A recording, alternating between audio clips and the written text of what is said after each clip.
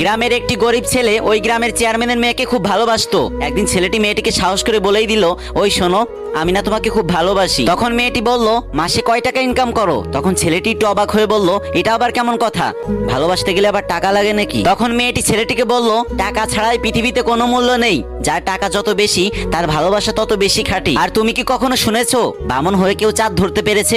তখন ছেলেটি খুব কষ্ট পেল আর বলল, বিশ্বাস করো, তোমার জন্য আমি সবকিছু করতে পারি। তখন মেয়েটি বলল, ও আচ্ছা তাই নাকি, আচ্ছা ঠিক আছে যাও, তোমাকে আমি 4 বছর সময় দিলাম, এই 4 বছরের ভিতরে যদি তুমি প্রতিষ্ঠিত হয়ে আমার সামনে আসতে পারো তাহলে তোমার ভালোবাসা আমি অ্যাকসেপ্ট করব। তখন ছেলেটির মুখে একটু হাসি ফুটলো আর বলল, আরে তোমার জন্য তো আমি আমার জীবনটাও দিয়ে দিতে পারি, আর এটুকু রিস্ক নিতে পারবো না? আসলে ছেলেটি মেয়েটিকে পাগলের মতো ভালোবাসতো, প্রথম ভালোবাসা ছিল তো তাই। গ্রামের ছেলেটি তখন শহরে চলে গেল এবং কঠোর পরিশ্রম করতে লাগলো।